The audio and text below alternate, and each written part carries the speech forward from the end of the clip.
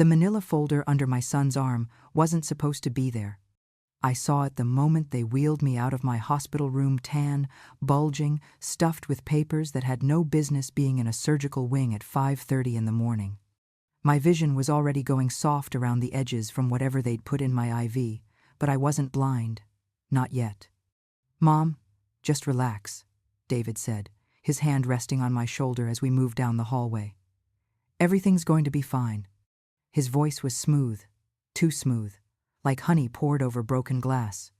I wanted to ask him about the folder, wanted to grab his wrist and demand to know why he'd brought my property documents to a hospital. But my tongue felt thick and useless in my mouth, and the ceiling lights kept sliding past in long white streaks that made me dizzy. "Focus," I told myself. "Stay awake." "We're almost there, Mrs. Chen," the nurse said from somewhere above my head. She was young, couldn't have been more than 25. Blonde ponytail bouncing as she pushed the gurney. "Just a few more minutes and you'll be in pre-op." David squeezed my shoulder. "I'll be right here when you wake up, Mom. Promise." That word promise, it stuck in my chest like a knife. My husband used to make promises, real ones, the kind you could build a life on. David's promises were different. They came with conditions written in fine print you didn't see until it was too late. The gurney stopped. We were in a smaller room now, all white walls and stainless steel and that sharp chemical smell that makes you think of death, even when you're trying not to. Two nurses in blue scrubs moved around me like I was already unconscious, checking monitors, adjusting tubes. "Okay, Mrs. Chen," the anesthesiologist said, appearing at my side with a syringe. He had a kind face, gray beard. Reminded me of my husband before the cancer took him. "This is just going to make you a little sleepy before we take you in." "Wait," I tried to say, but it came out as barely a whisper. David leaned over me, his face filling my vision. Those eyes, I'd looked into those eyes when he was born, 47 years ago, covered in blood and screaming. I'd memorized every inch of that face, fed him, raised him alone after his father died. But the man looking down at me now? I didn't recognize him at all. "What is it, Mom?" he asked. His hand found mine, fingers closing around my wrist, gentle, caring, possessive. My eyes drifted to the folder on the counter beside him. I could see the corner of a document sticking out, blue paper, official looking, the color they used at the county recorder's office. The color of property deeds.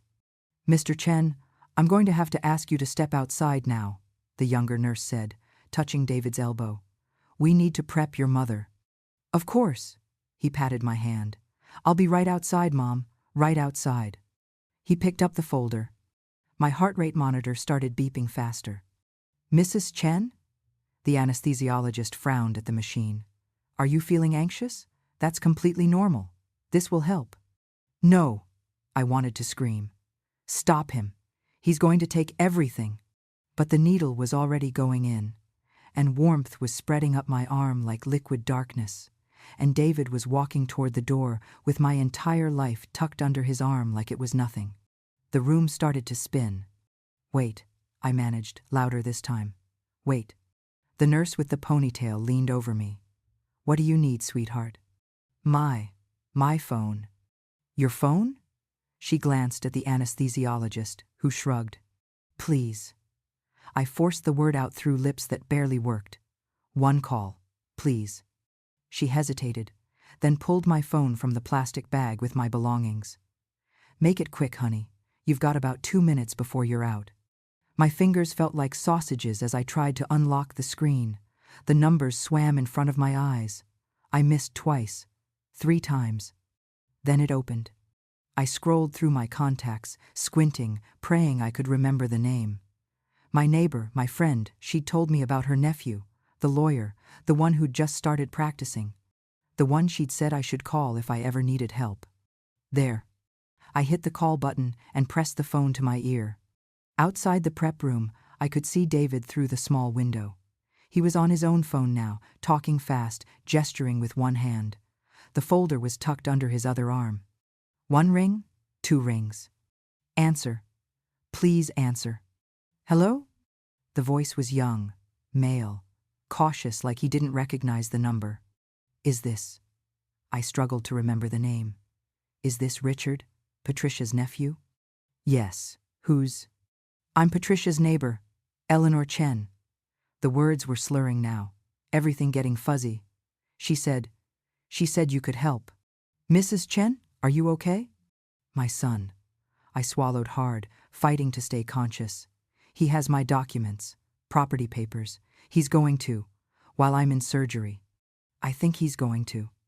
Mrs. Chen, I need you to listen to me. His voice sharpened. All business now. Are you about to go into surgery? Yes. And your son has access to your property documents? He has them now. Silence for 3 heartbeats. Okay. Listen carefully. Don't sign anything. Do you understand me? No matter what he says, no matter what anyone tells you, don't sign a single document. Can you remember that? Don't sign, I whispered. I'm going to file an emergency motion today, right now. Where's the surgery? Street Mary's. Good. I know the hospital. Mrs. Chen, I'm going to help you, but you have to stay strong. Don't. The nurse took the phone gently from my hand. I'm sorry, honey. We really need to go now. The world was tilting sideways, the ceiling, the lights, all of it spinning like a carousel. I heard Richard's voice, tiny and distant from the phone. Tell her not to sign anything. Tell her. Then nothing. Just darkness and the smell of antiseptic, and somewhere very far away, the sound of my own heartbeat getting slower. Slower. Slower. When I opened my eyes, the first thing I saw was the clock on the wall. 11:47 a.m. 6 hours. I'd been under for 6 hours. The second thing I saw was David. He was sitting in the chair beside my bed, legs crossed, scrolling through his phone. The manila folder was open on his lap, papers spread across it like a fan. When he noticed I was awake, he smiled. Hey, Mom, welcome back. He set his phone down and leaned forward, his hand covering mine. Surgery went great. Doctor said it couldn't have gone better. I tried to speak, but my throat was raw from the breathing tube. Only a croak came out. Don't try to talk yet. He reached for a cup of water, held the straw to my lips. Here, small sips. The water helped. I swallowed twice, then found my voice. The papers, I whispered. His smile didn't change, didn't even flicker. What papers, Mom? In the folder. Oh. He glanced down, like he'd forgotten they were there. These? Don't worry. I was just taking care of some things while you were asleep. Had to make sure everything was in order, you know? Just in case. Just in case. In case of what? In case I died on that table. What did you? I swallowed again, my head pounding. What did you do? David's thumb brushed across the back of my hand. Soft, gentle. Nothing you need to worry about. His eyes met mine, those strangers' eyes in my son's face. I'm just taking care of everything, Mom. The way he said everything made my blood run cold. I promise, he added, everything's going to be fine. And that's when I saw it. On the paper, at the top of the pile. A signature. My signature. Except I'd been unconscious for the last 6 hours. My hand wasn't my own anymore. That's what I remember most from those first 48 hours, watching my fingers move across paper like they belonged to someone else, like I was a puppet and David was pulling the strings. Just one more, Mom, he'd say, his voice soft and soothing as he guided my limp hand to another document. Almost done. I tried to pull away. God, I tried. But the morphine made my muscles useless, turned my bones to water. Every time I managed to twitch my fingers, he'd just adjust his grip and keep going. Scratch, scratch, scratch. The pen moving across paper. Over and over. There we go. Perfect. The nurses came and went like ghosts. They'd check my vitals, adjust my IV, smile at David like he was the perfect son, patient, devoted, staying by his mother's side day and night. None of them noticed what he was doing. Or maybe they just didn't care. It was the middle of the second night when I finally understood. The room was dark except for the glow of the monitors and the small light David had clipped to the bed rail. He thought I was asleep. I'd learned to fake it by then, keeping my breathing steady while I watched him through half-closed eyes. He pulled another paper from the folder. This one was different. Heavier stock, official seal in the corner. A deed. My house deed. This is the last one, he whispered to himself, not to me. His hands were steady as he unfolded it, smoothed it flat against the rolling table. Then it's done. He reached for my hand. I tried to jerk away, but my body wouldn't listen. The medication had me pinned to the bed like a butterfly under glass. Shh, Mom, it's okay. His fingers wrapped around my wrist, lifting my hand. Just taking care of everything, making sure you're protected. Protected. The word was a lie, and we both knew it. He pressed my fingers against the paper, one by one, positioning them carefully. Then he picked up the pen, my pen, the one I'd used to sign my mortgage 30 years ago, and wrapped my fingers around it. There you go. My hand moved. Not because I willed it to, but because he was moving it for me, guiding the pen across the signature line in a shaky approximation of my handwriting. Eleanor Chen. Except I hadn't written it. I'd watched him write it with my hand like a glove. Perfect, he breathed. Then he did something that made my stomach drop. He pulled out his phone, positioned it above the document, and took a photo. The flash lit up the room for a brief second, bright enough that I had to close my eyes completely or risk him knowing I was awake. When I opened them again, he was texting someone. Got the last one. Filing first thing tomorrow. 3 dots appeared immediately. Someone typing back. Good. How much longer till she's out of the hospital? David glanced at me, checking if I was still asleep. I kept my breathing even. Slow. Few more days. Doctor wants to monitor her heart, but it doesn't matter. Once these are filed, the house is ours. Ours. Not mine. Not even his. Ours. He wasn't doing this alone. By the 3rd day, I could finally sit up without wanting to vomit. The morphine drip was gone, replaced with pills I could refuse if I wanted to. My head was clearer, my thoughts sharper. I waited until David went to get coffee. He'd been practically living in my room, leaving only for 10-minute breaks here and there before I pressed the call button. A different nurse appeared, older this one. She had tired eyes and the no-nonsense air of someone who'd seen everything twice. What can I do for you, hon? The papers, I said, my voice still hoarse but stronger than before. My son had papers, legal documents. Did you see where he put them? She frowned. Papers? What kind of papers? Property documents, deeds. There was a folder. I don't know anything about that. She checked my IV port, not meeting my eyes. But families bring all kinds of things to the hospital. If you're worried about your belongings, we can have security. No. I grabbed her wrist, surprised by my own strength. Please, did you see him signing anything? Using my hand while I was… Mrs. Chen. She pulled her arm back gently. You've been through major surgery. The medications can cause confusion, hallucinations even. It's very common. I'm not confused. Of course not. But her tone said otherwise. I'll let your son know you're awake. She was gone before I could argue. 5 minutes later, David was back, coffee in one hand, his phone in the other. The folder was nowhere in sight. Hey, Mom, nurse said you were asking about papers? I looked at him, really looked at him. At the designer watch on his wrist that he couldn't afford, at the new shoes, the haircut that cost more than my monthly grocery bill. Where are they? I asked. Where are what? Don't play games with me, David. The documents, my property papers, where are they? He set his coffee down slowly, carefully. Then he pulled a chair up to my bed and sat, his elbows on his knees, his face arranged in an expression of concern. Mom, you're not thinking clearly. The anesthesia, the pain meds, they mess with your head. It's totally normal. I saw you. Saw me what? Using my hand, making me sign things while I was drugged. Something flickered behind his eyes. Just for a second. Then it was gone, replaced by that same patient, caring expression. Mom, I would never… Where are the papers? Silence. He studied me for a long moment, like he was trying to decide something. Then he sighed and reached into his jacket pocket. But he didn't pull out the folder. He pulled out a receipt. I filed them, he said quietly, at the county recorder's office, yesterday morning. The room tilted. You? What? I had to, Mom. For your protection, the lawyer said. What lawyer?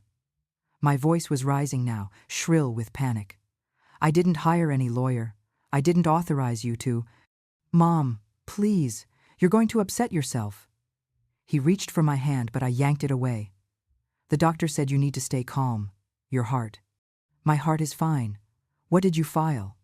David stood, smoothing his shirt. When he looked at me again, the mask had slipped just a little, just enough for me to see what was underneath. Cold, calculating, done pretending. A transfer of deed, he said simply. And a power of attorney, both completely legal, both signed by you. I never signed. You did, Mom. I have photos, time-stamped, and witnesses the nurses saw me here with you the whole time. My chest was tight. The monitor started beeping faster. You can't. Those signatures aren't real. You forced my hand. I helped you sign while you were recovering from surgery. His voice was calm now. Final. That's what the record shows. That's what everyone will testify to.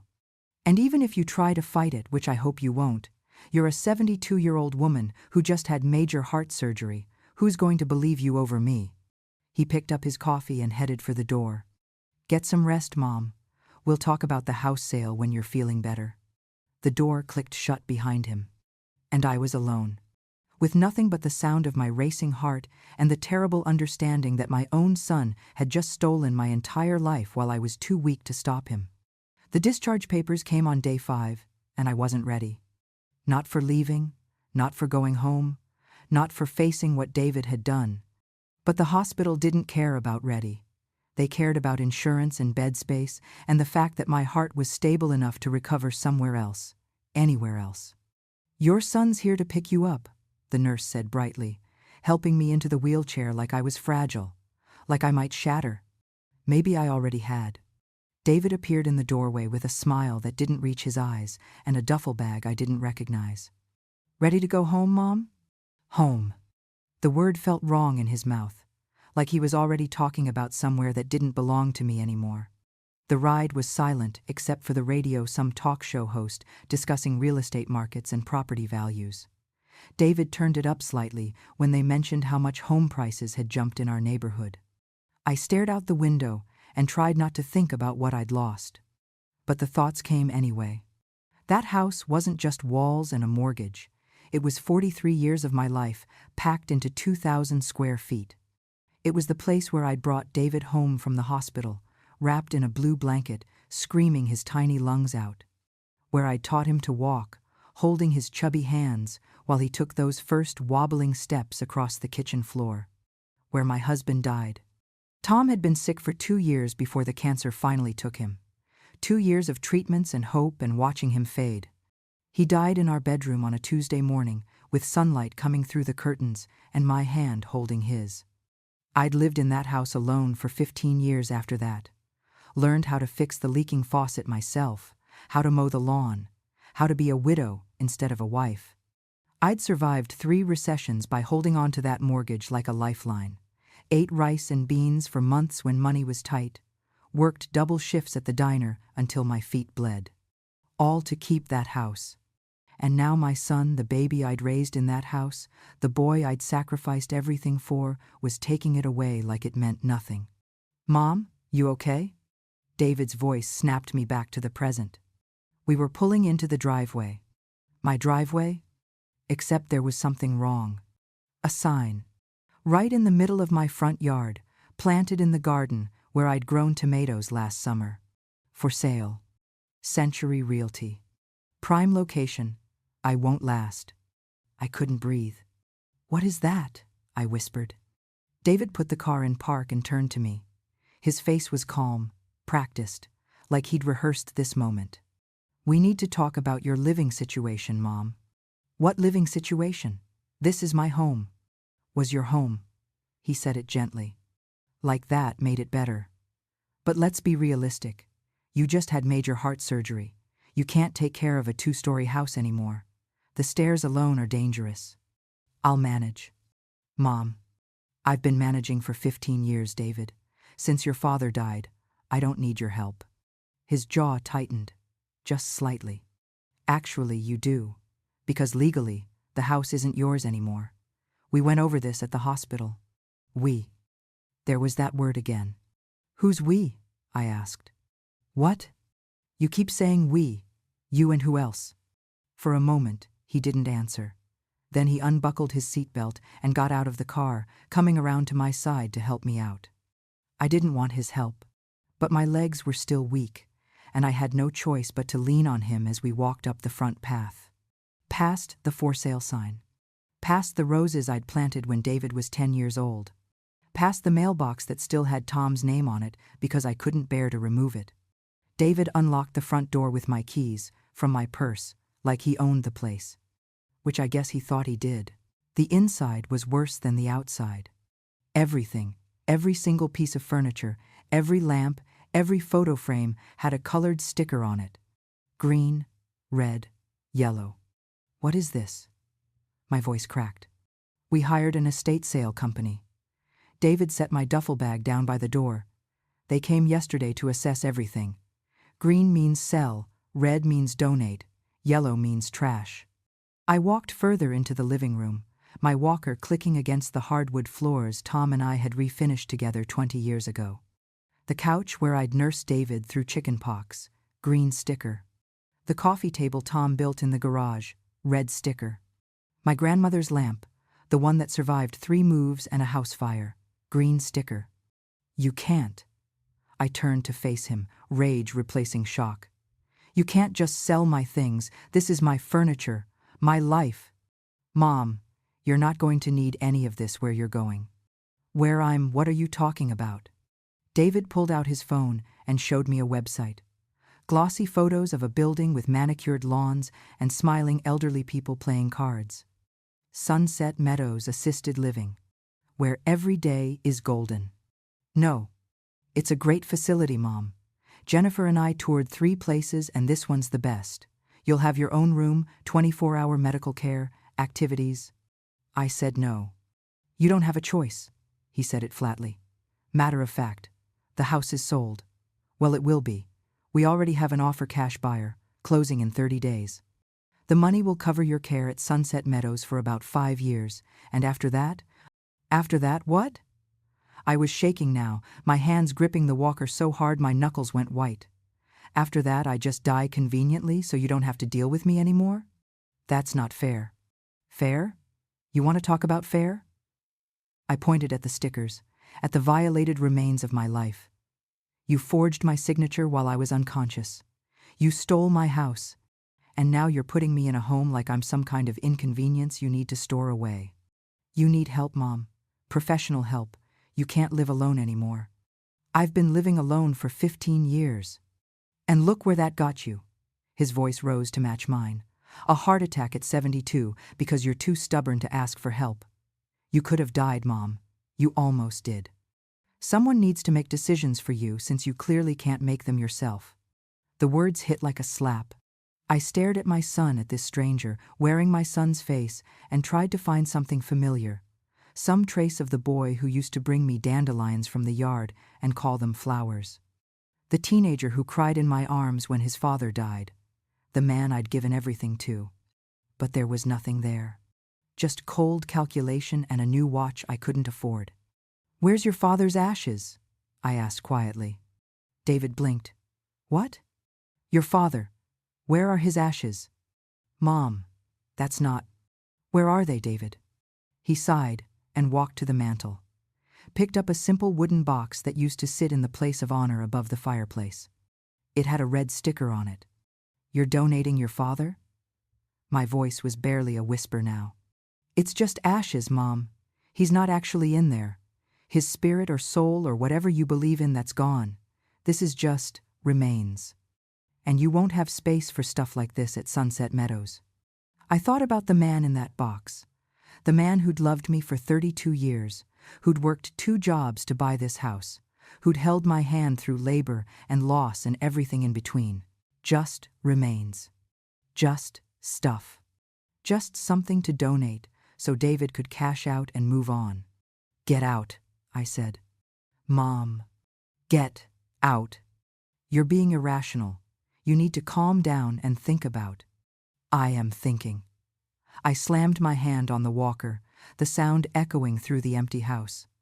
I'm thinking about how I raised you in this house. How I sacrificed everything to give you a good life.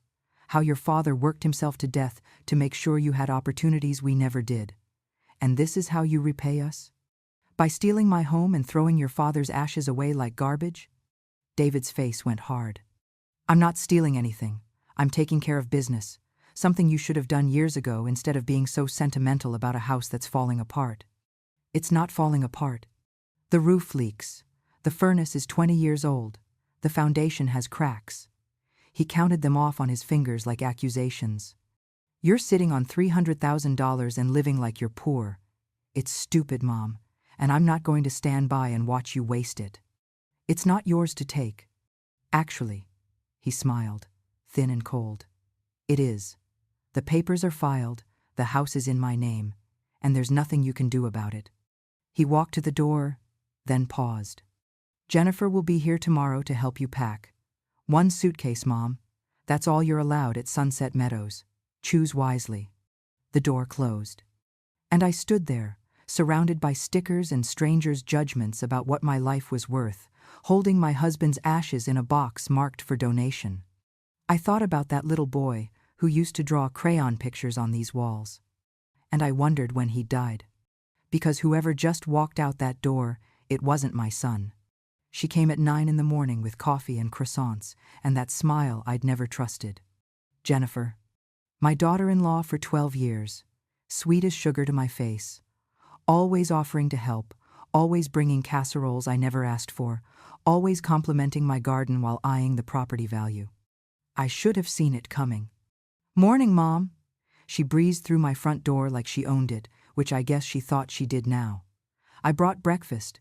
You probably haven't eaten yet, right? I was sitting at the kitchen table, still in yesterday's clothes. I hadn't slept, couldn't sleep, just sat there all night, staring at the red sticker on Tom's ashes. I'm not hungry. Oh, come on. You need to keep your strength up. She set the coffee and pastries on the table, brushing crumbs off a chair before sitting down. Her nails were perfect, glossy red. Probably cost more than my monthly electric bill. Those nails had never seen a day of real work. David told me you two had a rough conversation yesterday. She sipped her coffee, watching me over the rim. He's worried about you. Is he? He is. We both are. She reached across the table like she was going to touch my hand, but I pulled it back. Her smile flickered. Just for a second. This is hard for everyone, Mom, but it's the right thing. You'll see. The right thing would have been asking me before you stole my house. We didn't steal anything. Her voice stayed sweet, but something sharp crept into her eyes. David has legal authority to make decisions for you now. The power of attorney. That I never signed.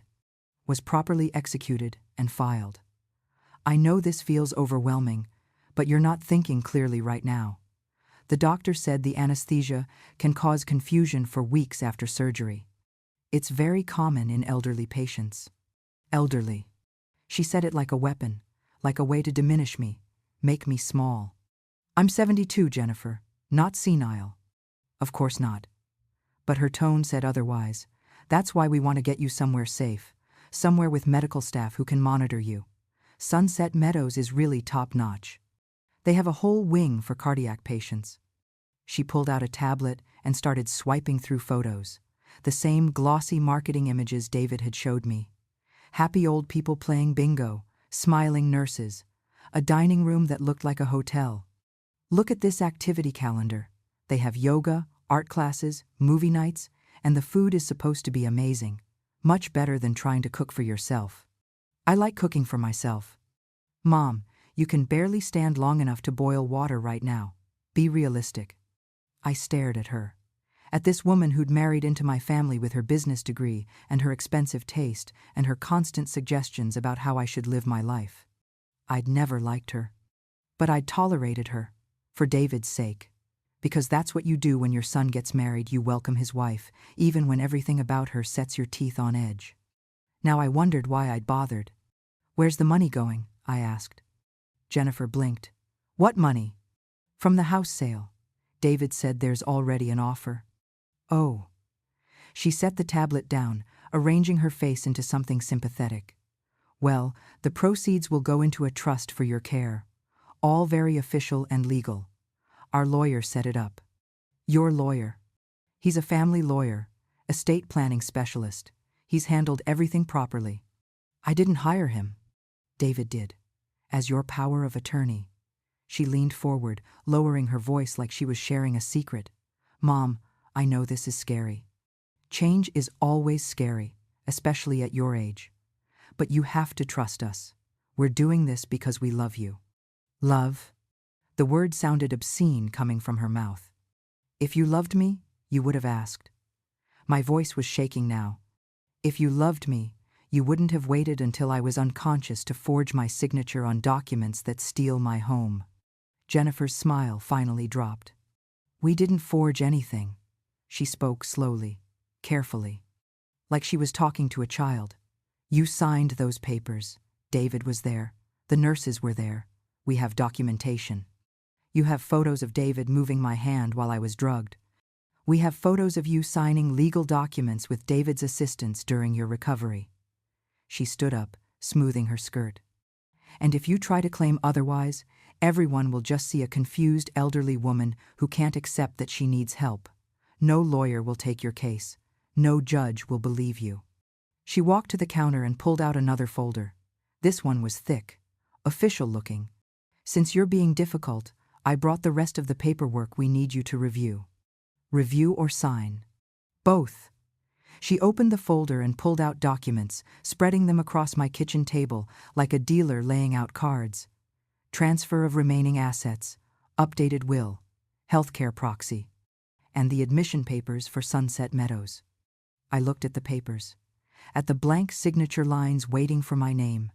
No. Mom. I said no. Jennifer's jaw tightened.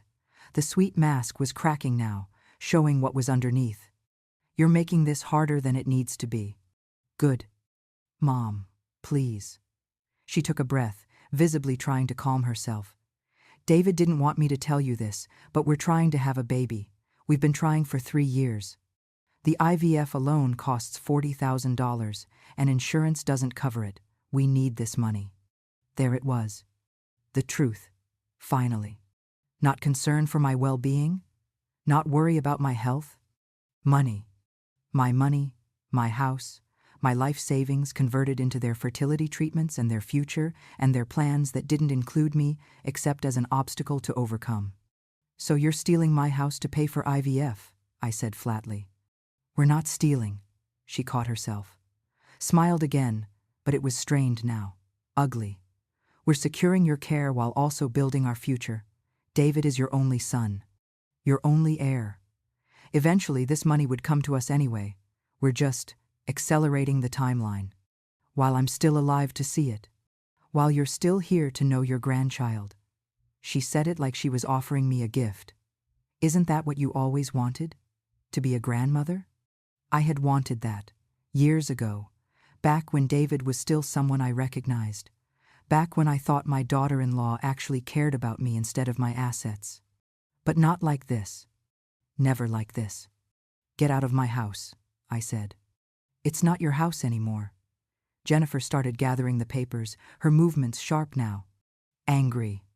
And you need to sign these forms, Mom. With or without your cooperation, you're being transferred to Sunset Meadows in 7 days. The deposit is already paid. I won't go. Then they'll have you committed for psychiatric evaluation. Elderly person refusing necessary care, showing signs of paranoia and delusion. She ticked them off on those perfect red nails. David has the medical authority to make that call. Do you really want to spend the next 72 hours locked in a psych ward? The threat hung in the air between us. She wasn't bluffing. I could see it in her eyes. You're a monster, I whispered. Jennifer laughed. Actually laughed. I'm practical. There's a difference. She tucked the folder under her arm and headed for the door. You have until tomorrow to sign these voluntarily. After that, David will sign them for you as your legal representative. Either way, it's happening. She paused at the door, looking back at me with something that might have been pity if it wasn't so cold. You could have made this easy, Mom. You could have just accepted help gracefully, instead of fighting us at every turn. This is your own fault. The door closed behind her. I sat there in the silence, surrounded by stickers and strangers' valuations of my life, staring at the papers she'd left scattered across my table. Then I saw it. Tucked between the healthcare proxy and the admission forms. A notice. Official looking. Legal stamps in the corner. Notice of eviction. Eleanor Chen. 30 days to vacate premises. Failure to comply will result in legal action. Dated 3 days ago. While I was still in the hospital recovering from surgery, they'd already started eviction proceedings. My own son was evicting me from the house I'd lived in for 43 years. The house where I'd raised him. The house his father died in. And suddenly, I wasn't sad anymore. I was angry. Furious. They thought I was weak. Confused. Some helpless old woman who'd just roll over and let them take everything. They were wrong. I pulled my phone from my pocket with shaking hands and scrolled through my contacts. Found the name I was looking for. Richard. The lawyer. The one I'd called before surgery. He answered on the second ring. Mrs. Chen? They're trying to evict me, I said, my voice steadier than I felt. From my own house, and my daughter-in-law just threatened to have me committed if I don't sign over everything else. Silence for a moment. Then, do you still have the eviction notice? Yes. Don't sign anything else. Not one more paper. I'm coming over. His voice was sharp now. All business. We're filing an emergency injunction today. And Mrs. Chen? Yes? Your son just made a very big mistake. I need to tell you about that phone call I made before surgery. The one David doesn't know about. The one that's going to save my life. Because right now, sitting at my kitchen table with an eviction notice in one hand and my dead husband's ashes in the other, that call is the only reason I haven't given up completely. Let me take you back. It was 5:15 in the morning, and they were wheeling me toward the operating room. The pre-op medication was already working. Everything felt soft and distant, like I was watching my own life happen to someone else. But I wasn't gone yet. Not completely. And when I saw that manila folder under David's arm, something in my gut twisted. Call it mother's intuition, call it paranoia, call it whatever you want. I knew something was wrong. My neighbor, the one who lives in the blue house 2 doors down, we'd had coffee just 3 days before my surgery. She'd noticed David coming and going at odd hours, always with briefcases and folders. Always on his phone. I don't want to worry you, she'd said, stirring sugar into her cup. But my nephew's a lawyer. Estate planning, elder law, that sort of thing. Just started his own practice. If you ever need someone to look over your documents, someone you can trust. She'd written his number on a napkin. I'd tucked it in my phone and forgotten about it. Until that moment in the prep room, when everything suddenly made terrible sense. Wait, I'd managed to say, the words slurring. My phone, please. The nurse, the young one with the blonde ponytail, had hesitated, looked at the clock, looked at the anesthesiologist. Make it quick, honey. My fingers felt like sausages as I scrolled through my contacts. Everything was swimming. The letters kept moving. But I found it. Richard Chen. No relation, just the same last name. Small mercies. I hit call. 1 ring. 2 rings. Outside the prep room, David was pacing, talking on his own phone, the folder tucked under his arm like a football. Hello? The voice was young, cautious, professional. Is this? I struggled to form words. Is this Richard, Patricia's nephew? Yes. Who is this? Eleanor Chen. Your aunt's neighbor, she said. She said you could help. Mrs. Chen, are you okay? You sound... I'm going into surgery. The words tumbled out faster now, racing against the medication pulling me under. My son, he has my property documents, all of them. Deeds, titles, everything. I think he's going to do something while I'm unconscious.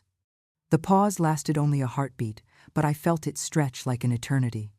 Mrs. Chen, are you saying your son has unauthorized access to your legal documents while you're about to undergo surgery? Yes. And you believe he intends to file or forge documents? Yes. I saw him. With the folder. He's been asking about the house for months, about my will, about what happens if. My voice cracked. If I don't make it. Okay. Listen to me very carefully. His voice changed, sharpened. All business now. Don't sign anything. Do you understand? No matter what he says, no matter what happens, don't sign a single document. Okay. Which hospital? St. Mary's. Good, I know it. Mrs. Chen, I'm filing an emergency motion today. Right now. It's called a temporary restraining order. It'll prevent your son from filing or recording any documents related to your property until we can investigate. Hope fluttered weakly in my chest. You can do that? I can try. But I need you to do something for me. When you wake up, if he's gotten you to sign anything while you were under, I need you to remember. Take photos if you can. Get evidence. The nurses? Nurses are busy. They're not watching for financial elder abuse. But that's what this is, Mrs. Chen. What your son is doing if he's doing what you think it's a crime. The prep room door opened. The anesthesiologist appeared. Mrs. Chen, we really need to. One more second, I begged. Mrs. Chen? Richard's voice in my ear. Are you still there? Yes. Stay strong. I'm going to help you. But you have to fight. Can you do that? Could I? I was 72 years old, about to have my chest cracked open. My own son was stealing my life. But somewhere deep down, under the fear and the medication and the betrayal, I found something else. Rage. Yes, I whispered. Good. I'll file the motion within the hour. With any luck, it'll be granted before your son can record anything. And Mrs. Chen? Yes? Don't tell him about this call.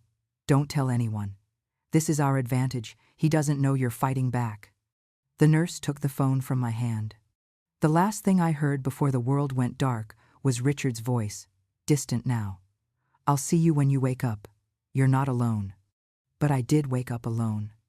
Well, not alone. David was there, smiling, papers spread across his lap. My hand signing documents I'd never agreed to. And I'd been too weak to stop him. For 3 days, I watched him systematically steal my life, watched him move my fingers like I was already dead, watched nurses smile at him like he was the devoted son instead of the thief he'd become. I'd started to think Richard's motion hadn't worked, that I'd imagined the whole call, that I really was confused and paranoid and everything they said I was. Until today. Until Jennifer's threat about the psych ward. Until I saw that eviction notice and realized they weren't just stealing my house, they were erasing me completely. That's when I called Richard again. He arrived 40 minutes later in a Honda that had seen better days, carrying a briefcase that looked older than he was. Richard was 32, maybe 33. Korean features like me, tired eyes that said he worked too hard for too little money. His suit was off the rack but clean, and his handshake was firm. Mrs. Chen, I'm glad you called. I let him in, suddenly conscious of the stickers on everything. The violation of my home laid bare for a stranger to see. I'm sorry about the mess. I know what they've been doing. He set his briefcase on the kitchen table, pushing aside Jennifer's papers. And we're going to stop it. Can you? My voice broke. They said I don't have a case, that no one will believe me. They're lying. He pulled out a folder, his own folder, not theirs. The emergency motion I filed? It was granted. Judge Morrison signed it the same day you went into surgery. I stared at him. Granted? Your son was legally barred from recording any documents related to your property as of 7 a.m. on the day of your surgery, which means everything he filed afterward is void. The world tilted. But he said, he showed me a receipt. From the county recorder's office. I'm sure he did. Richard opened his folder and pulled out documents, official looking, court stamps. But here's the thing about public records, they're public. I checked. Your son filed 4 documents the day after your surgery. A deed transfer, a power of attorney, a living will, and a trust document. So it's done. He won. No. Richard smiled. It was a small smile, but there was steel underneath. Because all 4 filings were made after the restraining order took effect, which means they're not just invalid, they're evidence of a crime. Crime? Elder financial abuse, forgery, filing false documents, take your pick. He pulled out more papers. I've documented everything, the timeline. The medical records showing you were under heavy sedation when these signatures happened, the restraining order he violated, and now this. He tapped the eviction notice. This is the nail in the coffin. You can't evict someone from a property you don't legally own, which your son doesn't because his deed transfer is void. I couldn't breathe. So the house is still mine? The house was always yours. Your son just thought he could steal it while you were too weak to notice. Richard's face hardened.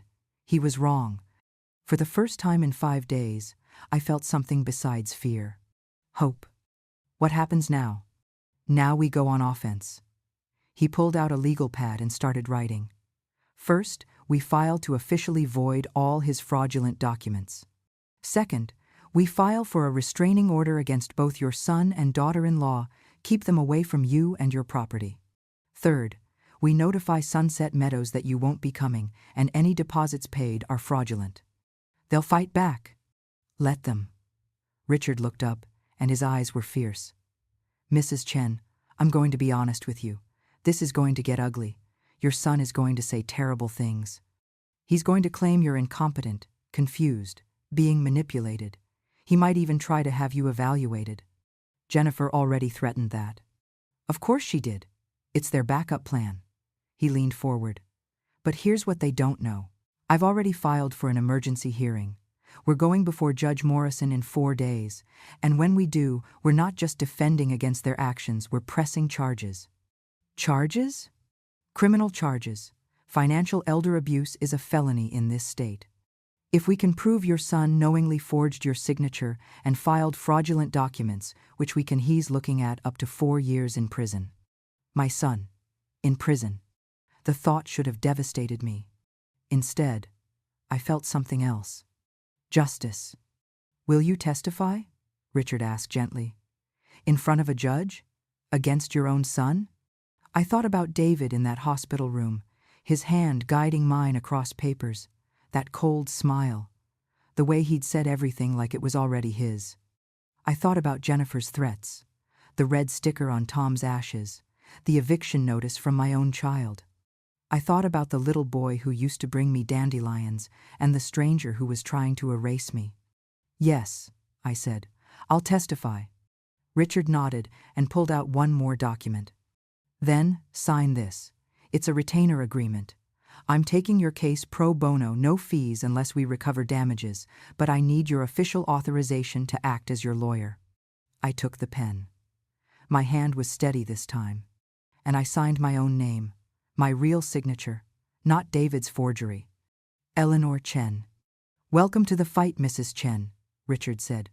Your son has no idea what's coming. They came the next morning like an invasion force.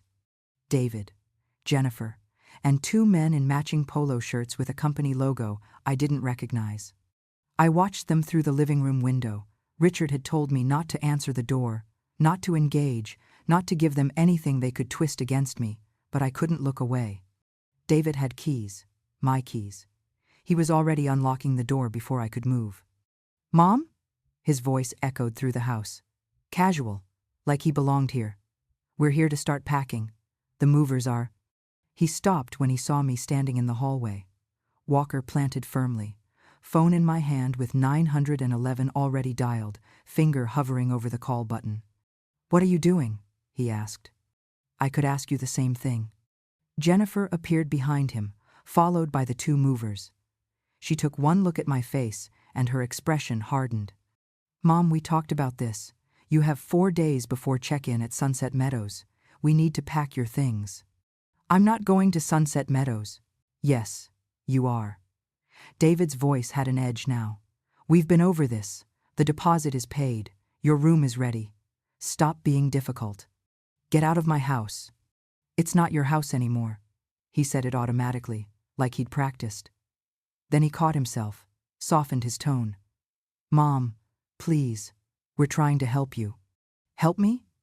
I held up the eviction notice. By evicting me? The movers shifted uncomfortably. One of them muttered something about coming back later. Wait, Jennifer snapped at them, then to me. That notice is a formality. Standard legal procedure for property transfers. Property you stole. We didn't steal anything. David's calm was cracking now. I have legal authority. The papers are filed. This house is being sold whether you like it or not, and you need to be out in 30 days. Actually, I said, my voice steadier than I felt, you don't have legal authority. And those papers you filed? They're void. David went very still. What are you talking about? I have a lawyer now. He explained everything. I smiled. It felt good. Did you know there was a restraining order filed the day of my surgery, preventing you from recording any documents related to my property? The color drained from David's face. Jennifer recovered first. That's ridiculous. We would have been notified. You were.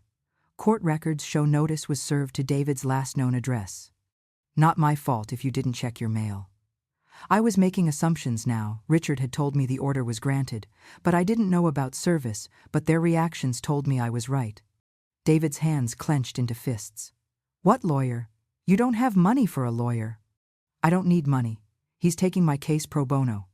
Apparently, elder financial abuse is something lawyers care about. I let that word hang in the air. Abuse. Especially when it involves forged signatures and violated court orders. Those signatures weren't forged, Jennifer said, but her voice had gone shrill. You signed those documents. We have witnesses.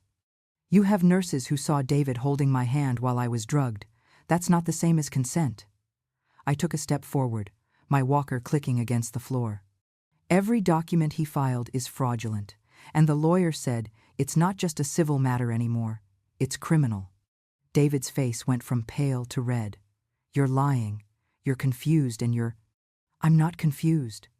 The words came out louder than I intended. 43 years of living in this house gave my voice weight. Power. I'm not senile, I'm not incompetent, and I'm not letting you steal my life. We're not stealing, David started, but I cut him off. You forged my signature while I was unconscious. You filed fraudulent documents. You're trying to evict me from my own home and put me in a facility I never agreed to. My voice was shaking now, but not with fear, with rage. Your father would be ashamed of you. That hit him. I saw it in his eyes. Don't, he said quietly, dangerously. Don't bring Dad into this. Why not? This was his house too. He worked himself to death to pay for it, and you're selling it to pay for your wife's IVF treatments like it means nothing. Jennifer gasped. How did you... You told me yourself yesterday, remember? When you were being honest for 5 seconds? I turned to the movers, who were looking increasingly uncomfortable. These people are trespassing. They have no legal right to be here or to remove anything from this property. If they don't leave, I'm calling the police. You wouldn't, David said. I hit the call button. The phone rang once, twice.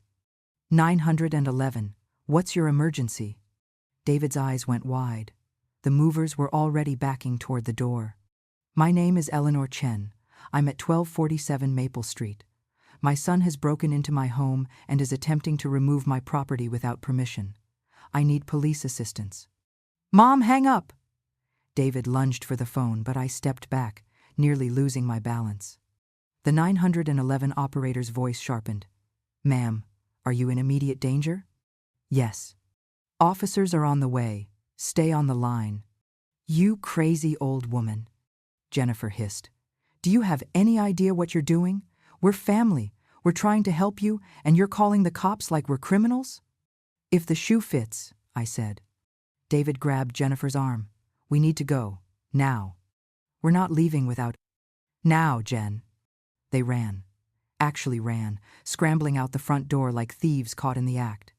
The movers had already fled, their truck pulling away from the curb.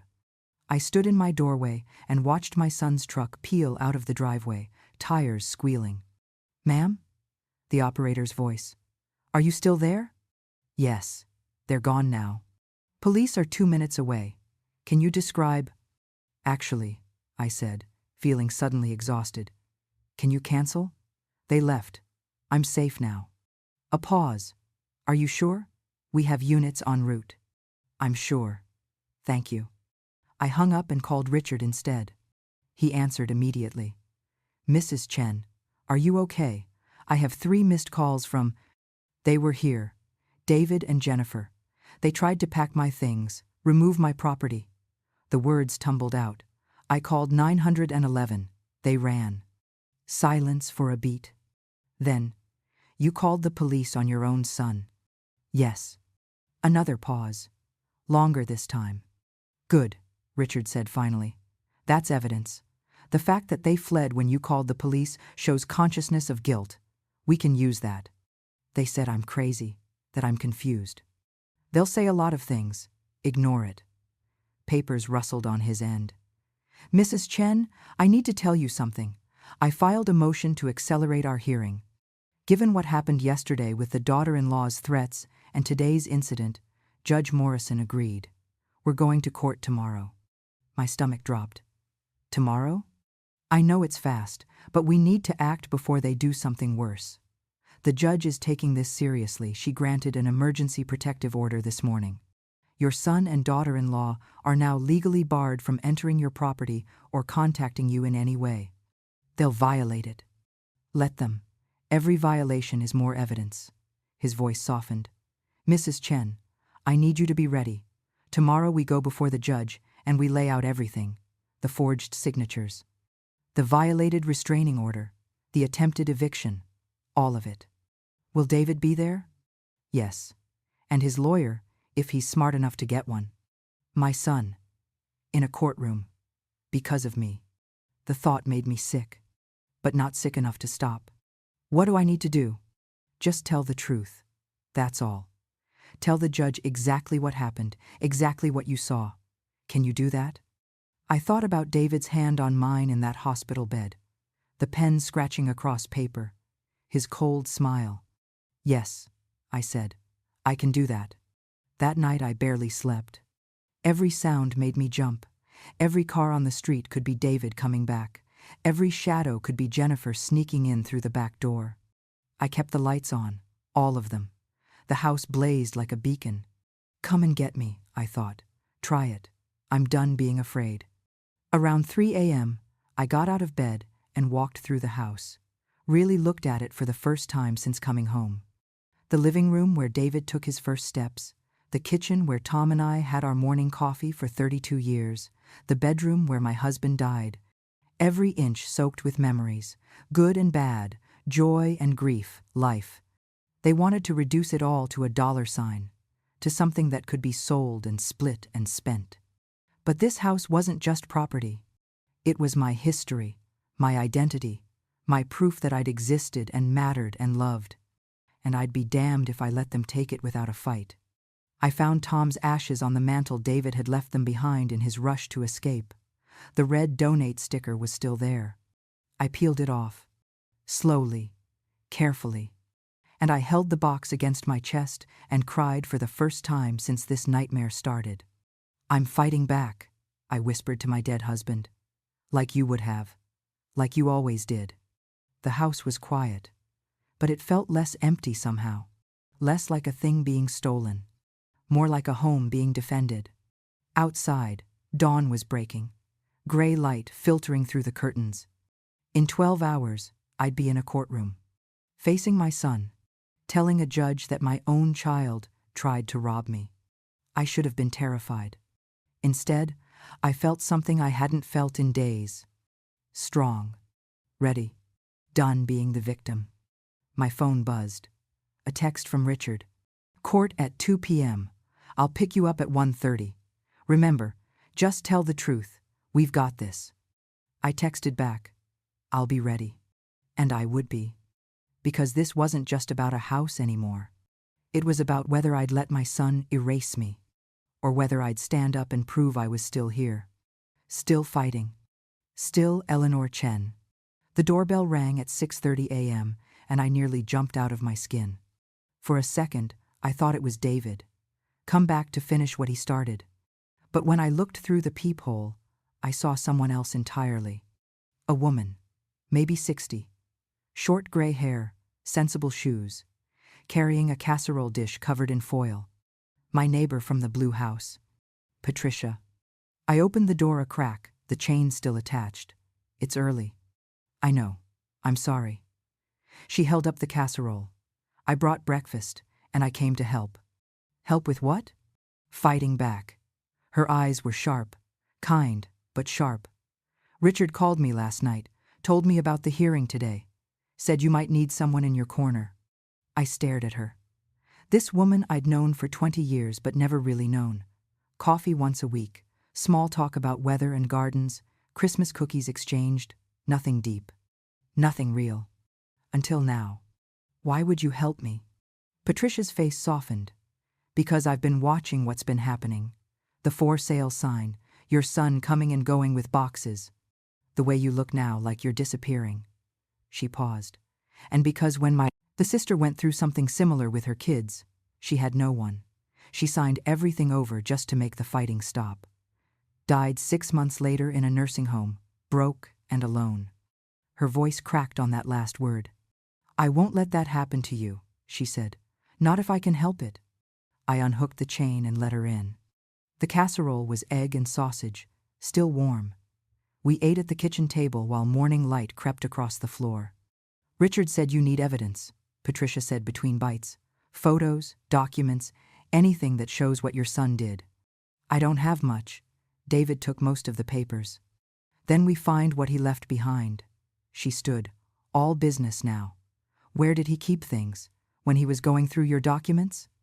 I thought back. To those days before surgery, when David had been so helpful, so concerned. Going through my file cabinet just to organize things, taking papers to make copies for safekeeping. My office, I said, the spare bedroom upstairs.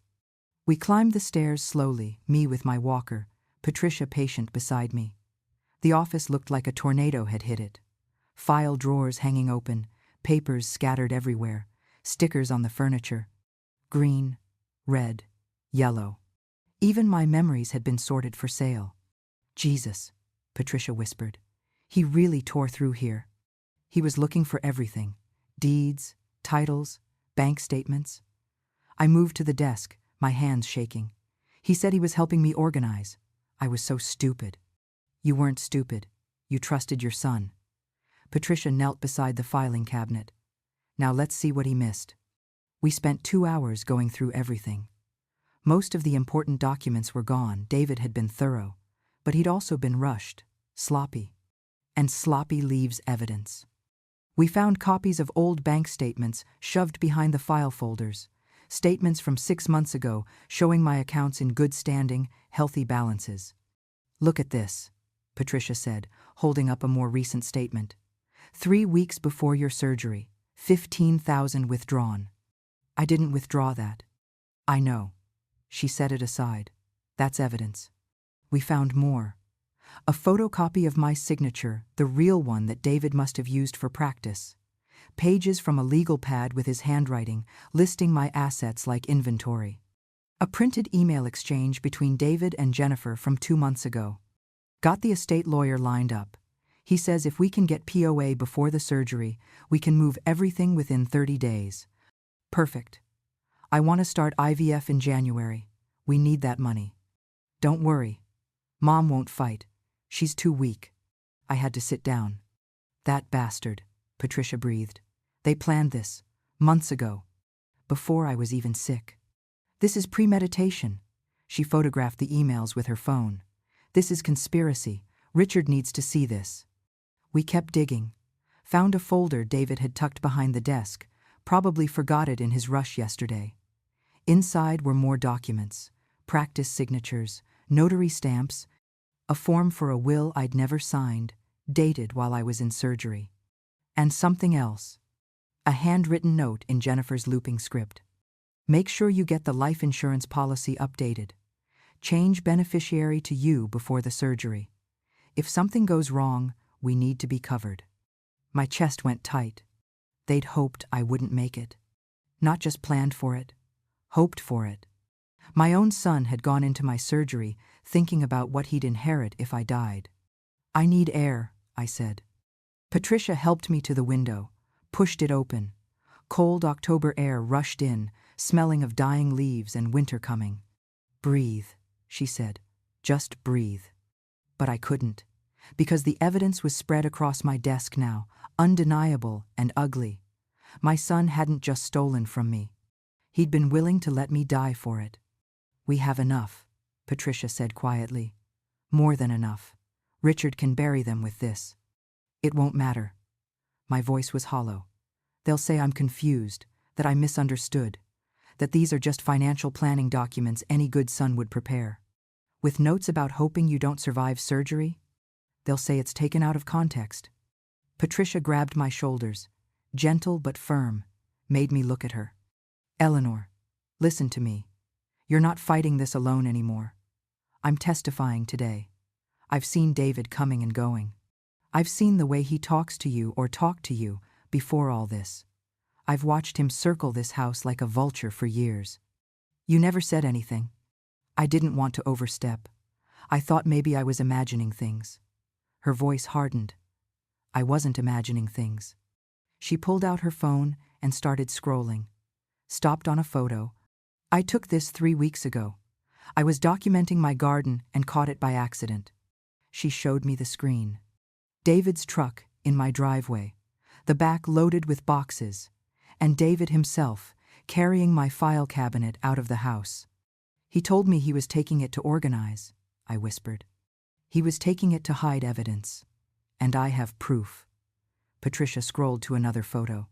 This was last week, 2 days before your surgery. See the for sale sign? He put it up before you'd even agreed to sell. More photos. David and Jennifer measuring rooms, a real estate agent taking pictures of the house, the estate sale company marking my furniture with stickers. All while I'd been sick, weak, distracted by fear of surgery. You've been documenting everything, I said. Someone had to. Patricia's eyes were fierce. I've lived next to you for 20 years, Eleanor. I've watched you survive your husband's death, 3 recessions. That flood in 2015 that destroyed half the neighborhood. You're the strongest woman I know. I don't feel strong, because your son is a parasite who's been draining you dry. She gathered the evidence, started putting it in a box, but that ends today. Today, we show the judge exactly what kind of man David Chen really is. Richard arrived at 1 p.m., earlier than planned. He took one look at the evidence box, and his eyes went wide. Where did you find all this? David's sloppy when he's greedy, Patricia said. He left a trail. Richard spread the documents across my kitchen table. The emails, the fake signatures, the bank statements, Patricia's photos, the handwritten note about the life insurance. This is... He looked up at me, and I saw something like awe in his face. Mrs. Chen, this is everything. This is a prosecutor's dream. We're not just voiding his fraudulent filings anymore, we're putting him in prison. Will the judge really care, I asked, about an old woman's money problems? Judge Morrison? Richard smiled. She'll care. She specializes in elder law. She's put away 3 different cases of financial abuse in the last year alone. She takes this stuff personally. He started photographing everything, making notes, building a case. The hearing is at 2, he said. We need to leave in 15 minutes. Mrs. Chen, are you ready for this? Once we walk into that courtroom, there's no going back. Your son will know you're not just defending yourself, you're attacking. I thought about David's hand on mine, the cold smile, the way he'd said everything like my life was already his. I thought about Jennifer's threats, the red sticker on Tom's ashes, the eviction notice. I thought about that note in her handwriting. If something goes wrong, we need to be covered. I'm ready, I said. Patricia squeezed my hand. I'm coming too, as a witness. You don't have to. Yes, I do. Her voice was steel wrapped in kindness. Someone needs to tell that judge what I've seen. What kind of son does this to his mother? Richard packed the evidence carefully into his briefcase. Then let's go. Time to show David Chen what happens when you steal from the wrong old woman. We walked out together. Me with my walker, Patricia at my side, Richard carrying 43 years of my life in a briefcase. The courthouse was 20 minutes away. My son was probably already there, with his lawyer and his lies and his belief that I was too weak to fight back. He was about to learn something. I wasn't weak. I was furious. And fury, I was learning, was a kind of strength all its own. The courthouse smelled like old wood and broken families. We walked through the metal detectors, me, Richard, Patricia and I tried not to think about the fact that I was about to testify against my own son. That somewhere in this building, David was preparing to face me across a courtroom. My walker clicked against the marble floor. Each step echoed. Courtroom 3B, Richard said, checking his phone. Second floor. Judge Morrison is already in session. We're the 2 o'clock slot. The elevator ride felt like falling. Patricia held my arm. You've got this. But I wasn't sure I did. Because when the elevator doors opened and we turned down the hallway, I saw them. David and Jennifer. They were sitting on a bench outside the courtroom, huddled with a man in an expensive suit. Their lawyer, presumably, the kind who charged $500 an hour and made problems disappear. David saw me first. Our eyes met across 30 feet of hallway, and something passed between us. Something that felt like the end of everything we'd ever been to each other. Mother and son.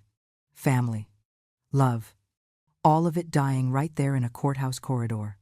He stood. Started walking toward me. Mr. Chen, I advise against, his lawyer started. But David ignored him. He stopped 10 feet away. Close enough to talk. Far enough that Richard stepped between us like a shield. Mom, David said. His voice was different. Smaller. Almost pleading. Mom, please. We can still fix this. Just drop the case. Come home. We'll figure something out. I am home, I said. You tried to take it. I was trying to help you. By forging my signature? By stealing my house? My voice was shaking but loud. People in the hallway were staring. By hoping I'd die on that operating table so you could inherit faster? David's face went white. What are you? I never. We found the note, David. Jennifer's handwriting. About the life insurance. About making sure you'd be covered if something went wrong. Jennifer, who'd been hanging back, stepped forward now. Her face was a mask of fury. You went through our private correspondence? That's illegal. You left it in my house, I shot back. The house you were stealing. Nothing about what you did was private. Mr. Chen, Mrs. Chen. A bailiff appeared in the courtroom doorway. Judge Morrison is ready for you. This was it. No more talking, no more threats. Just the truth, laid bare in front of someone with the power to do something about it. Richard touched my elbow.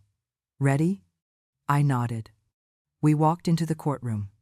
Judge Morrison was exactly as Richard described. Mid-60s, reading glasses on a chain, steel gray hair pulled back in a bun. She looked like somebody's grandmother. But her eyes were sharp as knives when she looked up from her paperwork. Be seated, she said. Her voice carried. This is an emergency hearing in the matter of Eleanor Chen versus David Chen. Case number 2024 EC 1847. Mr. Bailey, you're representing Mrs. Chen? Richard stood. Yes, Your Honor. And Mr. Chen, you're represented by? David's lawyer stood smoothly. Expensive suit, expensive smile. Marcus Webb, Your Honor, of Webb and Associates, representing David Chen and Jennifer Chen. Very well. Judge Morrison adjusted her glasses.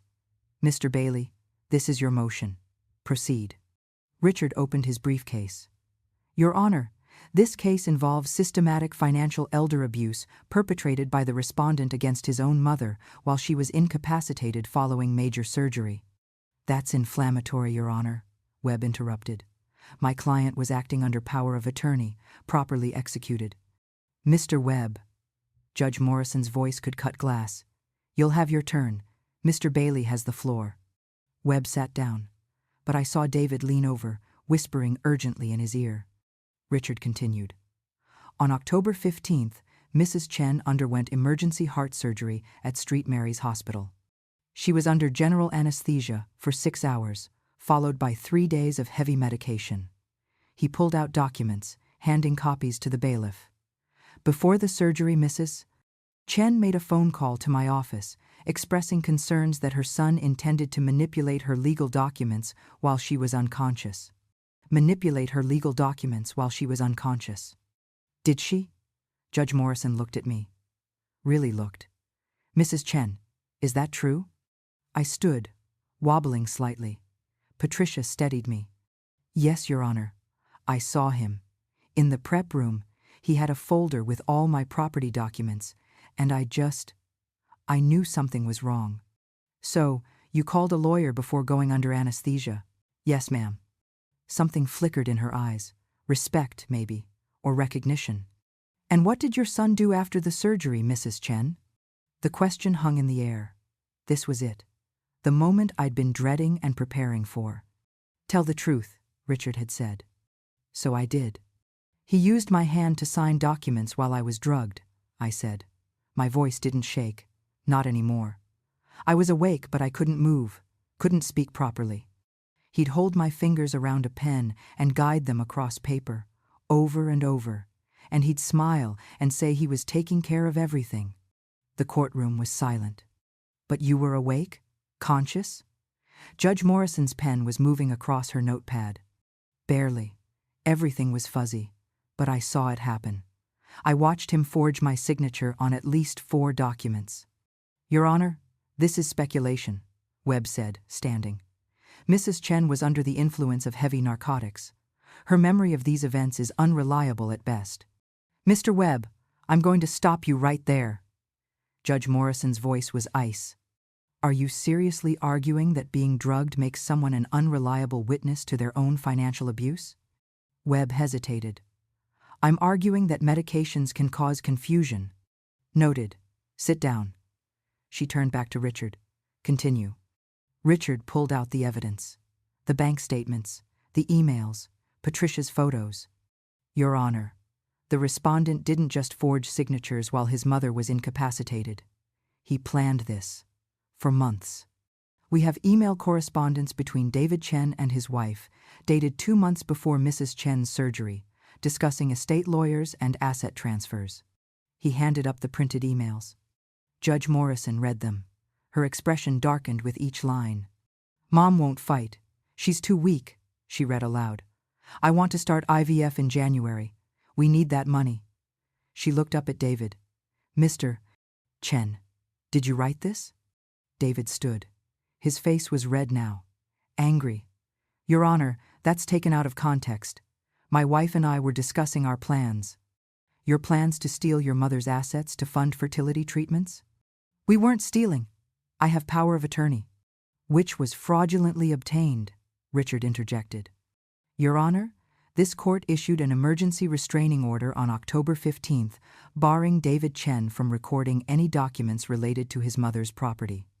He violated that order the very next day by filing 4 separate documents with the county recorder. Judge Morrison flipped through more papers. Is this true, Mr. Webb? Webb stood again, but he looked less confident now. Your Honor, my client was unaware of the restraining order. He never received proper service. Service was sent to his last known address per court records, Richard said. If he didn't check his mail, that's not the court's problem. Your Honor, if I may. Webb was scrambling now. You may not. Judge Morrison set down the papers. Mr. Chen, approach the bench. You too, Mrs. Chen. We stood. David walked to the front, his lawyer trailing behind. I made my way slowly, my walker clicking with each step. We stood before the judge, mother and son, on opposite sides of everything. Judge Morrison removed her glasses, looked at David with an expression I'd seen on my own face 1,000 times. Disappointment. Mr. Chen, I've been a judge for 23 years. I've seen a lot of terrible things in this courtroom. Abusers, thieves, people who hurt the vulnerable for profit. She paused. But stealing from your own mother while she fought for her life in a hospital bed? That might be the lowest I've witnessed. David's mouth opened, closed. No words came out. I'm voiding every document you filed. Every signature, every transfer, every filing, all of it is null and void as of this moment. Your Honor, please, Webb tried. I'm not finished. Her voice was steel. I'm also issuing an immediate protective order. Mr. Chen, you and your wife are barred from contacting Mrs. Chen in any way. No phone calls, no emails, no visits. You are barred from entering her property. You are barred from accessing her financial accounts. You can't, David started. I can, and I am. Furthermore, I'm ordering the county recorder to flag Mrs. Chen's property records.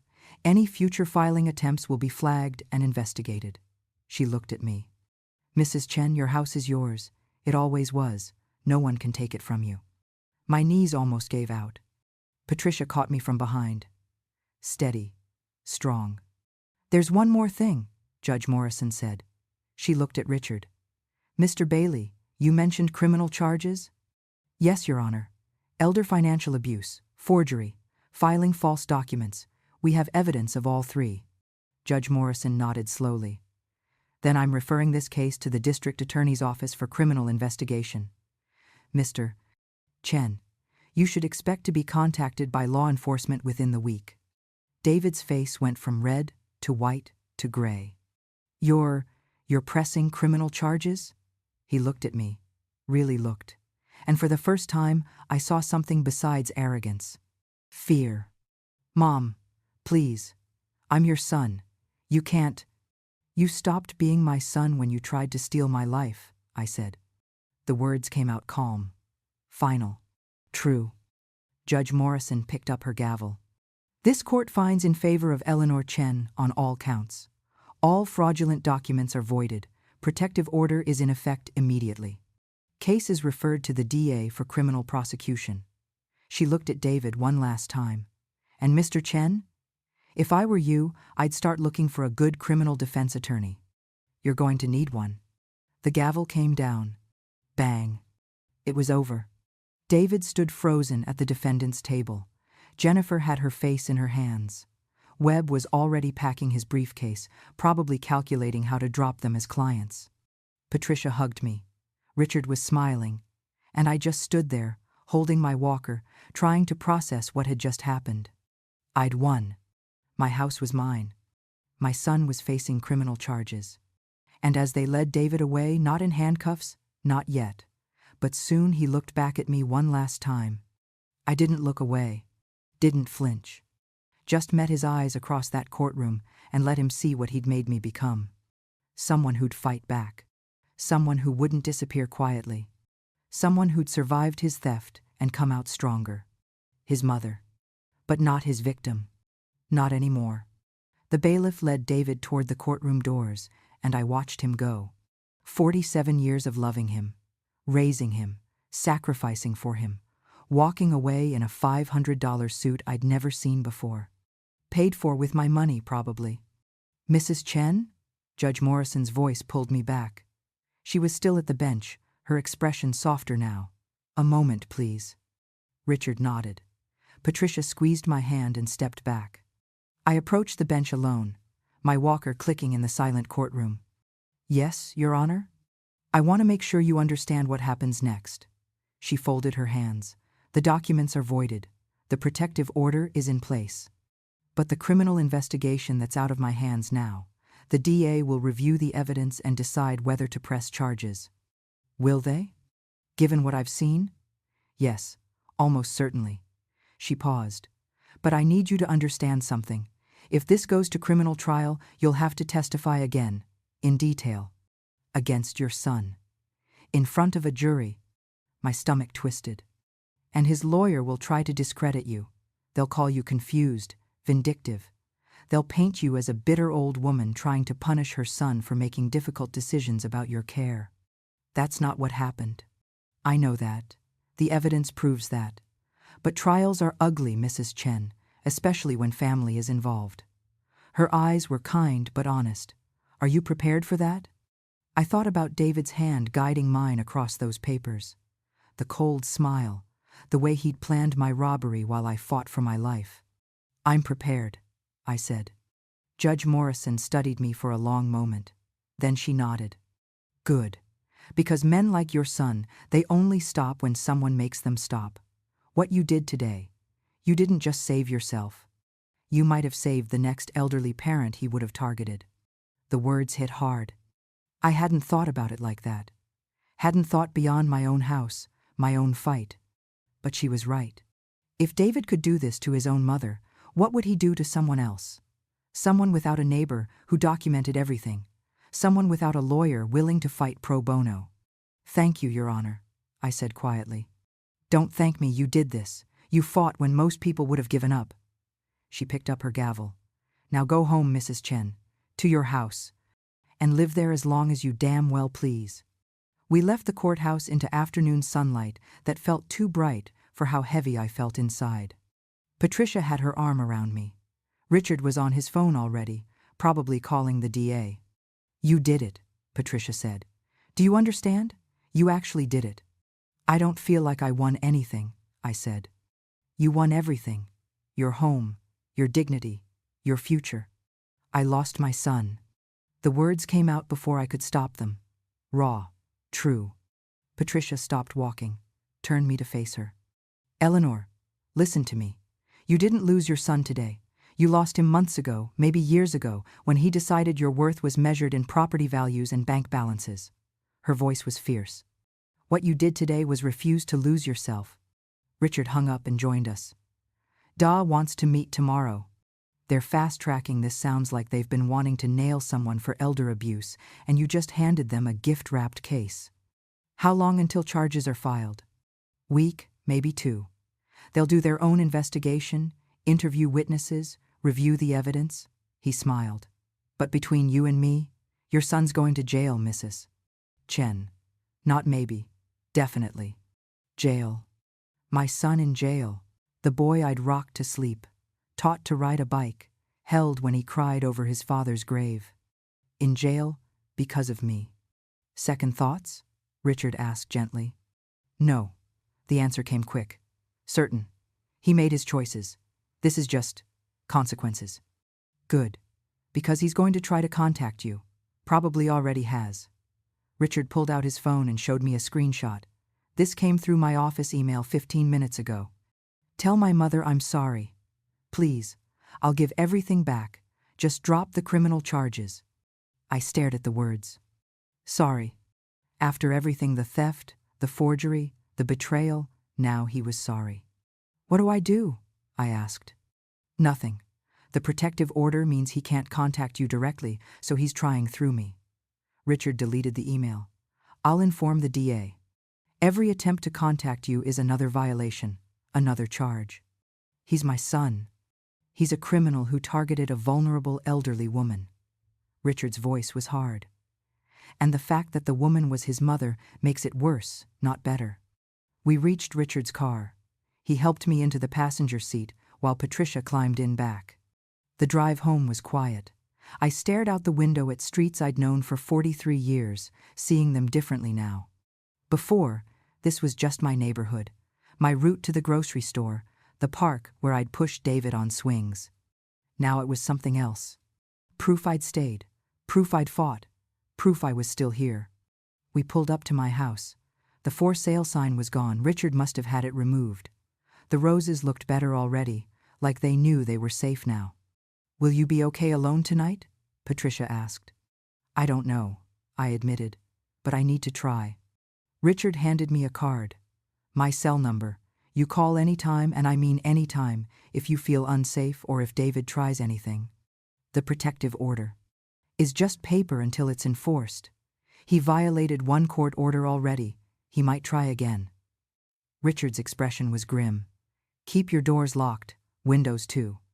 And consider getting a security camera for the front door."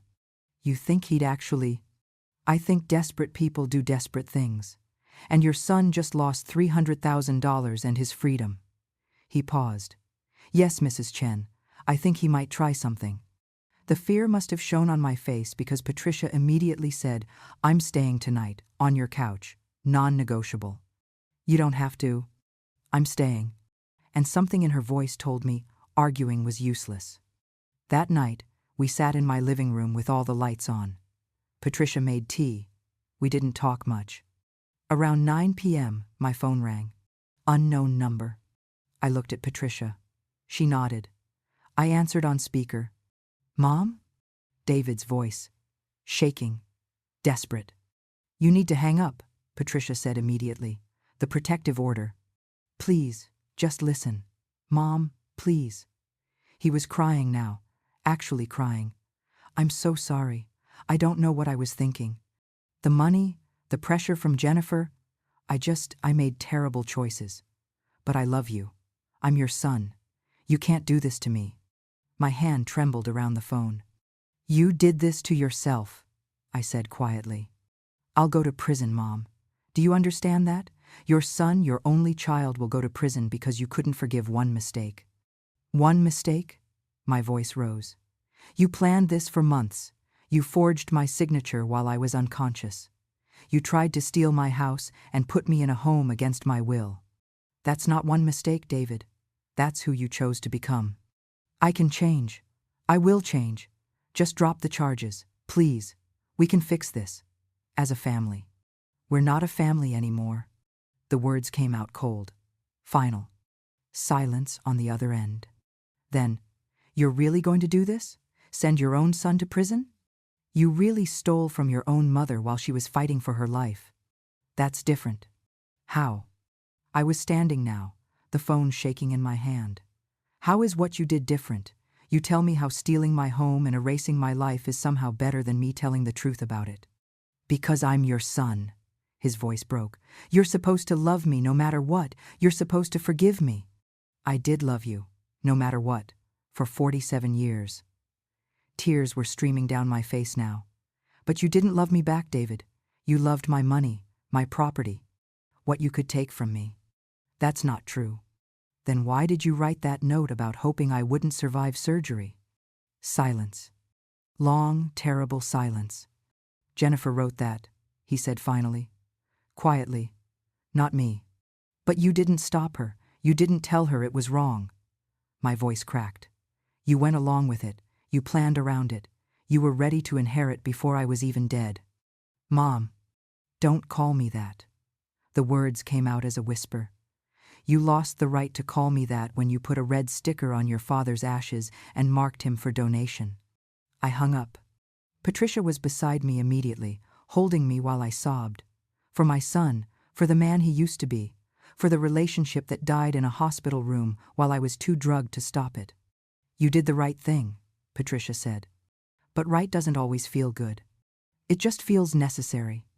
The next morning, Richard called. David tried to contact you last night, didn't he? How did you? Because he did the same thing through his lawyer.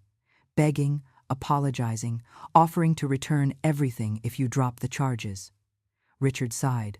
Classic abuser behavior. First they steal from you, then they ask for forgiveness when consequences show up. What do I tell him? Nothing. You don't respond. You don't engage. You let the legal system handle it. He paused. The DA wants to meet this afternoon. Can you make it? Yes. Good. Because they're filing charges today. 3 counts: elder financial abuse, forgery, and filing false documents. Your son's going to be arrested within 48 hours. Arrested? My son. Mrs. Chen? Are you still there? I'm here, I said. I'll be at the DA's office. Just tell me when. We hung up. I sat at my kitchen table, the same table where Jennifer had threatened me, where David had spread his stolen documents, and I thought about the little boy who used to sit here doing homework, the teenager who'd slam doors and roll his eyes, the man who'd stood in a courtroom and watched a judge destroy his life. All the same person. All my son. And all gone now. Patricia found me there an hour later, still sitting, still thinking. You okay? No, I said honestly. But I will be. Want some company at the DA's office? Yes. She smiled. Then get dressed. Let's go finish this. And we did. Because sometimes love means letting go. And sometimes it means holding people accountable. Especially when those people are family. 3 months. That's how long it's been since I sat in that courtroom and watched my son's life fall apart. 3 months since the gavel came down. 3 months since I came home to a house that was finally, legally, undeniably mine. I'm sitting in my garden right now. October has turned to January, and the roses are dormant for winter, but they're still here, still mine. The for sale sign is long gone. Burned it myself in the fireplace, one cold November night, while Patricia watched and cheered. Felt good. Felt like an ending. Or maybe a beginning. David was arrested on a Thursday. I wasn't there. Didn't want to be. But Richard called me afterward with the details. They'd picked him up at his apartment. Jennifer was there, she wasn't charged, not enough evidence of direct involvement, but the divorce papers came 2 weeks later. Apparently, stealing from your mother-in-law is romantic until there are criminal charges involved. David pled guilty. His lawyer, a different one, the expensive guy, dropped him fast, negotiated a deal. 5 years probation. Full restitution of all legal fees and damages. A restraining order that doesn't expire. And community service. 200 hours working with elder abuse prevention programs. The irony wasn't lost on anyone. No jail time, though. The DA said it was because he returned everything, showed remorse, had no prior record. I think it was because I asked them to go easy. Not forgiveness, not even close. But he was still my son.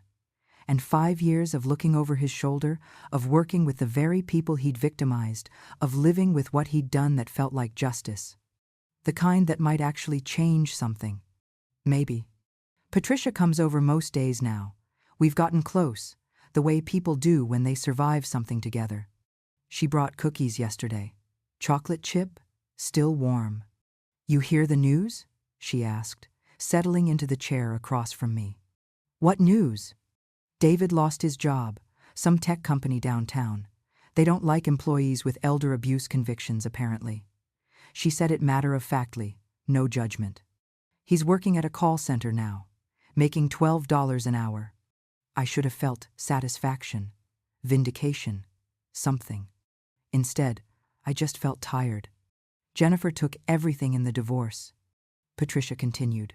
The furniture, the car, the savings.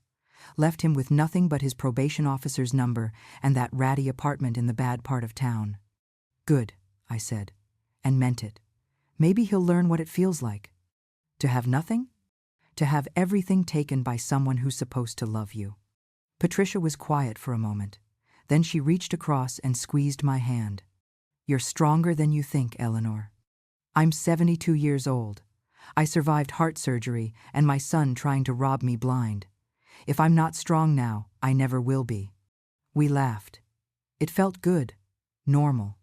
Like maybe I was finding my way back to being a person instead of a victim. Richard stopped by last week with final paperwork. Everything was official now. The house was mine. No liens, no claims, no questions. My bank accounts were restored. The fraudulent documents were permanently expunged from public records. You're free, he said, handing me the folder. Legally, financially, completely. Thank you. I tried to give him a check payment for his work, even though he'd said pro bono. Please, you saved my life. You saved your own life. But he took the check. I just pointed you in the right direction. After he left, I opened the folder and read through everything. Page after page of legal language that basically said, this is yours. No one can take it. Simple words. Powerful words. Words I'd almost lost forever. Last week, I did something I hadn't done in months. I went to the cemetery. Tom's grave is on a hill overlooking the city. Peaceful, quiet, the kind of place he would have liked. I brought his ashes with me. The box that David had marked for donation. I kept them, I told the headstone. Told Tom, our son wanted to throw you away like garbage, but I kept you. The wind picked up, rustling through the bare trees. He tried to take everything, Tom. The house, the money, me. My voice cracked. But I fought back, like you would have, like you always taught me to. I set the box down on the frozen ground. I'm going to scatter these in the garden. In spring, when the roses bloom, you always loved those roses. Tears were freezing on my cheeks. You'd be proud of me, I think. Or maybe disappointed that it came to this. I don't know anymore. The cemetery was silent except for the wind. He's not in jail. I couldn't do it, Tom. I couldn't send our son to prison, even after everything. Does that make me weak? No answer. Just wind and winter and the weight of 43 years pressing down. I miss you, I whispered. Every day, every hour, and I'm so tired of being alone. But I wasn't alone anymore. Not really. I had Patricia and Richard and a house full of memories that no one could steal. Not a family, not like before, but something mine. Yesterday, I got a letter. No return address, postmarked from across town. I almost threw it away, but curiosity won. Inside was a single page, David's handwriting. Mom, I don't expect you to read this. I don't expect forgiveness, but I need to say it anyway.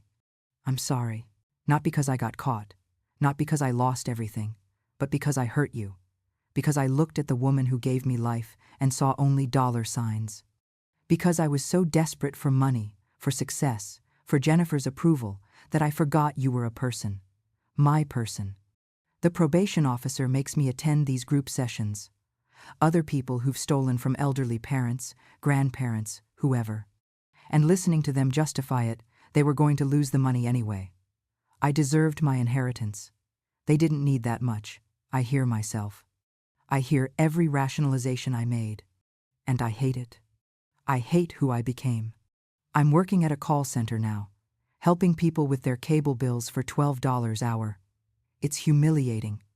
Every day I think about what I had, what I threw away. Not the money. The relationship. With you. I can't ask you to forgive me. I have no right. But I can promise you this. I will spend the rest of my life trying to be the man you raised me to be. The man Dad would have been proud of, even if you never see it. Even if you never believe it. I love you, Mom. I always did. I just forgot how to show it. David. I read it 3 times. Then I folded it carefully and put it in a drawer. Not thrown away, not answered. Just kept. Maybe someday I'd be ready to respond. Maybe someday the anger would fade enough to see my son again without seeing the man who'd tried to erase me. Maybe. But not today. This morning, I woke up in my own bed, in my own house, with sunlight coming through my own windows. No son trying to sell my furniture. No daughter-in-law threatening psych wards. No lawyers filing fraudulent papers. Just me. And silence. And the beginning of another day. I made coffee the way Tom used to make it, strong and black, drank it at the kitchen table where 43 years of meals had been eaten. Where David had done homework as a boy. Where we'd celebrated birthdays and mourned deaths and built a life. A life that was still here. Still mine. Patricia knocked on the door around 9. She'd brought muffins and the newspaper and that easy smile that said, "I'm here and you're safe." "Morning, Eleanor. How you feeling?" "Good," I said, and realized I meant it. Really good, actually. "Yeah?" She studied my face. "What changed?" I thought about it. About the letter in the drawer and the ashes waiting for spring and the house that had almost been stolen but wasn't. "I'm not waiting anymore," I said. Not waiting to die. Not waiting for David to change. Not waiting for permission to live in my own home. I smiled. "I'm just living." Patricia's eyes got shiny. Tom would be proud. Maybe. Or maybe he's up there shaking his head at how long it took me to figure it out. We laughed. And it felt good. Real. Like maybe I was finally, actually, completely home. I'm 72 years old. I survived heart surgery, and I took my life back from someone who thought I was too weak to fight. My son tried to erase me, to reduce me to a bank account and a property deed and a problem to be solved. But I'm still here. Still Eleanor Chen. Still living in the house my husband and I built together. Still tending roses and drinking coffee and watching seasons change. My family is broken. Maybe forever. Maybe David will become the man he wrote about in that letter, and maybe one day, years from now, we'll find a way back to each other. Or maybe not. Maybe some things, once broken, stay broken. But this house, this life, this stubborn, beating heart that refused to quit, those aren't broken. Those are mine. And that's a better legacy than any inheritance could ever be. I fought back when I could have given up. I stood up when they wanted me to disappear. I proved that age doesn't mean weakness, and family doesn't mean blind trust, and love doesn't mean letting people destroy you. I'm not a victim. I'm a survivor. And tomorrow, when the sun comes up again, I'll still be here. In my house. On my terms. Living the life I fought so damn hard to keep.